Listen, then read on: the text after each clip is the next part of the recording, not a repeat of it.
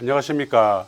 백기자의 10보일러 진행자 백기자입니다. 우리나라에는 큰 선주 조직이 두 개가 있습니다. 하나는 대형 외항 선사를 중심으로 한 한국해운협회가 있고, 중소형 내항 선사 위주의 한국해운조합이 있습니다. 얼핏 대형이기 때문에 한국해운협회가 대한민국을 대표하는 선주 조직으로 이해할 수 있습니다만, 실상은 규모라든지 해운사의 숫자, 또 업종의 다양성 등에서 본다면 한국해운조합이 진정한 대한민국 해운선사의 대표 조직이 아닌가, 이런 생각을 갖습니다. 한국해운조합의 경우 여객선, 화물선, 유조선 등 업종별 전국 2,200여 개 해운사가 조합원으로 가입된 조직입니다. 대중에게 알려진 것과 달리 조합의 사업 규모도 엄청나다고 합니다. 새로운 수장으로 취임한 이채익 이사장님을 통해서 지금부터 한국해운조합에 대해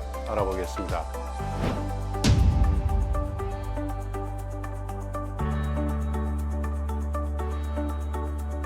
해운조합 이사장을 거쳐간 분이 참 많습니다. 그러나 국회의원, 특히 삼선 국회의원을 이사장으로 모신 것은 이번이 처음인 것 같아요. 저는 바다야말로 무궁무진한 우리의 보고라고 생각합니다. 대한민국의 해운 발전이 대한민국의 국운을 좌우할 정도로 중요한 산업이 해운 산업이다. 저는 그런 생각을 하면서 혼신의 힘을 다해서 한국 해운 발전에 초석의 역할을 해야 되겠다 하는 그런 각오를 갖고 있습니다. 이사장님께 제가 먼저 좀 질문을 드리고 싶습니다. 우선 이 한국해운조합이라는 곳에 대해서 이제 일반인 분들께서는 해운에 대해 잘 모르시면 어떤 곳인지 좀 궁금해하실 것 같습니다. 이사장님께서 직접 이 한국해운조합이 어떤 곳인지 좀 설명을 부탁드리겠습니다. 네, 한국해운조합은 1949년도에 창립이 됐습니다. 한국해운조합은 사단체가 아니고 한국해운조합법을 제정해서 출범한 기구입니다.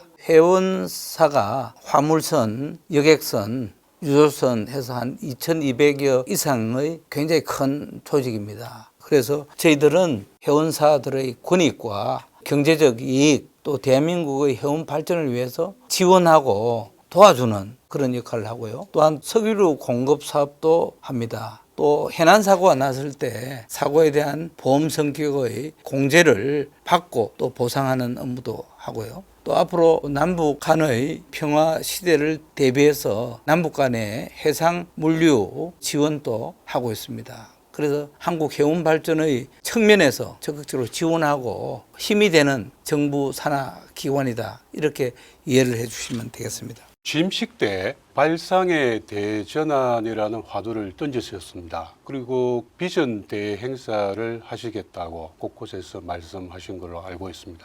발상의 대전환이 없으면은 새로운 개척 정신, 개척 사업이 나타날 수 없다고 저는 생각합니다. 기존의 관념을 과감하게 혁파하고 또 기존의 매너리즘에서 벗어나야 우리 해운 발전이 있다, 저는 그런 생각을 합니다. 지금까지 정부 정책이 육상 중심의 정책으로 많이 치우쳐 있다. 그리고 우리나라의 SOC 사업의 대부분이 육상 중심이다. 자료에 의하면은 대한민국 사회간접자본의 3.7% 정도가 해운업에 지원되는 걸로, 해운 부분은 굉장히 열악하다. 열악한 부분을 과감하게 발상에 대해 전환을 통해서 해운업에 대해서 다시 한번 좀 생각할 수 있는 그런 기회를 좀 가져야 되겠다 하는 뜻에서 얘기를 하고 있습니다. 제가 좀 이어서 좀 질문을 드리도록 하겠습니다. 이전부터 사실 이 해운업의 특성상 중대재해처벌법 이거를 조금 개정을 해야 한다. 저도 이제 관련 취재를 하다 보면 업계분들한테 그런 말씀을 좀 많이 듣습니다. 해운업의 어떤 좀 특수성 때문에 개정을 해야 한다는 건지 말씀을 부탁드리겠습니다. 중대재해처벌법의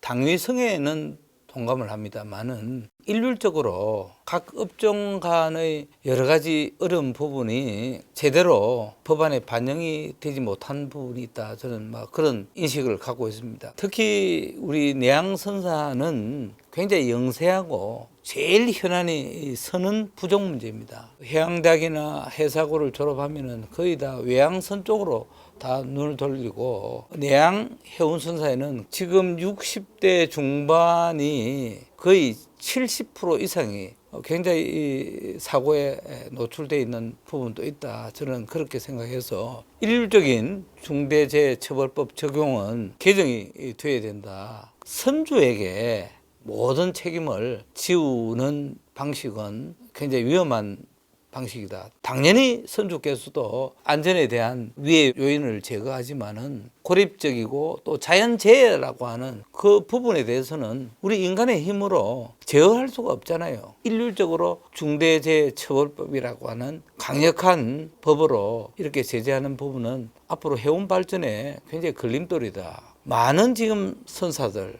선주들이 중대재해처벌법의 두려움 때문에 해운업을 접고자 하는 그런 분도 굉장히 제가 많이 만나고 있습니다. 그래서 이런 여러 현안을 국회와 정부에 적극적으로 개진해서 과잉 규제 부분은 제거하는 데 제가 앞장을 서고자 합니다. 사실 이제 해양수산부의 해운 정책이 대부분 대형 외항 선사 위주의 정책으로 조금 치우친 측면이 있지 않겠습니까? 근데 한국해운조합이 만약에 없다면은 더 그럴 텐데 숫자나 이런 걸 보게 된다면은 내양에 지금 좀 더 관심을 기울이고 인프라 부분도 좀 더 구축해야 되는 것은 아닌지 혹시 그 해양수산부의 그런 정책과 관련된 좀 아쉬운 부분이 있다면 말씀해 주십시오.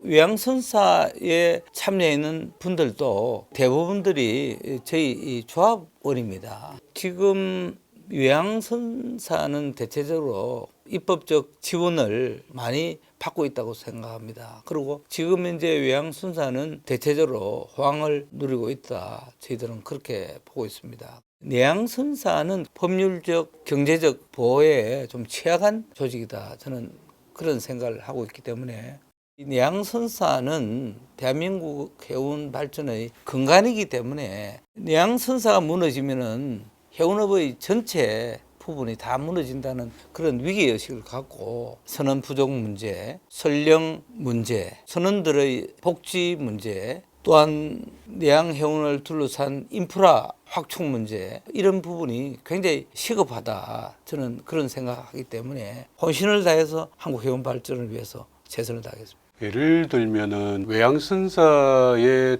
선원들은 비과세가 한 500만 원까지 되거든요. 근데 내양선사는 10분 1도 안 되죠. 지금 20만 원 20만 소득 원. 공제. 예. 어떻게 보면 내양이 더 고생스러울 수도 있는데 물론 출퇴근이라는 메리트는 있지만은 너무 차이가 나는 게 과거하고 수출 드라이브 할 때하고 많이 달라지지 않았습니까? 지금 다 선원이 부족한 시점에 그런 부분에 대해서 한국해운조합이 좀 더 적극적으로 좀 해결을 해야 되지 않느냐 이런 생각이 좀 듭니다만은. 그 외양선사의 선원들 소득 과세 특례 제도 입법을 할 때도 이 문제가 분명히 있었습니다만은 그럴 때 해운조합이 좀 적극적으로 나섰으면은 외양선과 내양선이 같이 소득 공제에 포함이 됐을 텐데 놓친 부분은 매우 아쉽다 이런 생각을 하고요. 그래서 이번 기회에 선원들의 실질 소득을 보장해 주는 쪽으로 소득세 과세 특례법을 올 연말 안에 발의하기 위해서 대표위원을 선정을 어제 마쳤습니다. 사실 이게 선원 인력 부족 이게 정말 이제 화두지 않습니까? 그러다 보니까 지금 조합 차원에서 이제 외국인 선원 고용 같은 거에 대해서도 추진하고 계신 게 있는 걸로 알고 있는데 어떤 류의 지원이 있는지 혹시 그런 부분에 대해서 아쉬운 건 없는지 그런 게 좀 궁금합니다. 진짜 지금 선원이 너무나도 지금 부족합니다. 그래서 외국인 해기사가 국내로 들어오기 위해서는 법률적으로 개정이 돼야 됩니다. 그래서 선원 직원법이 개정이 돼야 되고 이 부분을 갖고 지금 국회와 국적선언 양성 특별법을 제정하기 위한 노력을 저희 차원에서도 하고 있습니다. 그래서 군 면제 등 병력 특례 제도를 좀 부여하고 국가가 선언 문제에 좀 적극적으로 나서주기를 요청할 것이고 이 문제를 해결하기 위해서는 선언 노련의 적극적인 협조가 있어야 됩니다. 그래서 박성용 선언 노련 위원장님을 모시고 이 문제에 대해서 고민하면서 어떻게 하면은 이 난관을 극복할 수 있느냐, 노와 사가 서로 상생할 수 있느냐 지금부터 본격적인 대화에 나서고자 합니다. 대형 선사들 경우에 톤세 제도에 따른 혜택이 컸지 않습니까? 특히 지난해 같은 경우 한 수조 원 정도의 혜택을 받은 걸로 되어 있는데 내양 선사는 그렇게 혜택이 크지 않았죠. 그런 측면에서 보면 좀 상대적으로 불이익이 있었지 않느냐 이런 생각도 좀 듭니다만은. 사실 저는 한국해운조합 이사장을 맡으면서 여러 부분을 제가 봤을 때 외양선사의 톤세 제도 그 부분 저는 굉장히 잘 됐던 법안이고 또 일몰 연장된 부분은 외양선사의 자생력을 더욱 강화시키는데 굉장히 필요하다. 저는 뭐 그런 생각합니다. 당연히 정부는 또 대한민국 국회는 외양선사에게 법인세 대신 톤세제를 채택해 준 부분은 큰 결단이라고 보는데 내양선사에 대해서는 지금까지 정부의 지원이 참으로 미약했다. 75년 동안 대한민국 해운 발전을 위해서 밑바닥에서 제일 어려운 여건하에서 영세 해운업자들의 희생이 있었기 때문에 세계 10대 강국이 됐다. 저는 그런 생각을 갖고 있습니다. 해서 톤세제에 포함가는 해운선사의 발전 방안을 100일 지나면은 비전을 담아낼 수 있도록 의견을 모아 나가겠다는 그런 계획을 제가 말씀드립니다.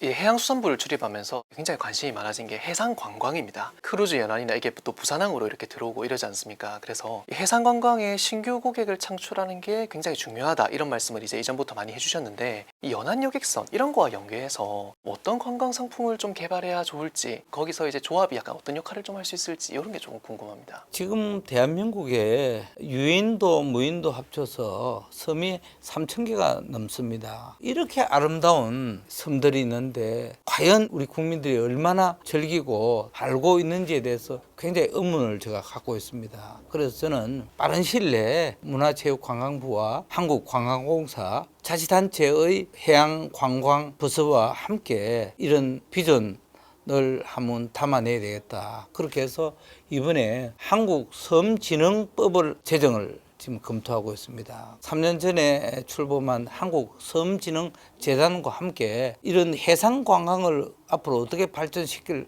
것인가를 국회 토론회를 지금 준비를 하고 있다는 말씀을 드립니다. 그렇게 해서 크루즈 관광 플러스 이 연안 섬 관광, 해양 관광을 발전시킬 수 있는 비전을 이번 기회에 한번 만들어 보겠다는 각오의 말씀을 드립니다. 대한민국의 해운이 위기에 봉착해 있다. 저는 그런 생각을 합니다. 해운에 참여하고자 하는 젊은이들은 거의 떠나고 그렇지만은 해운을 포기할 수 없는 절제절명의 산업이기 때문에 정부의 해운 연안에 대한 SOC 지원이 꼭 필요하다. 그리고 정책적으로도 해운에 대한 인식의 대전환이 굉장히 필요하다. 이런 생각을 제가 갖고 있습니다. 그래서 한국 해운 발전을 위해서 많은 성원과 지원을 부탁드리고 특히 부산은 누가 뭐래도 해양도시입니다. 해양이 침체되면 부산 전체 경제가 침체한다는 그런 생각을 갖고 우리 시민 여러분들께서 많은 성원과 참여와 지원을 거듭거듭 부탁드립니다. 감사합니다. 고맙습니다. 감사합니다.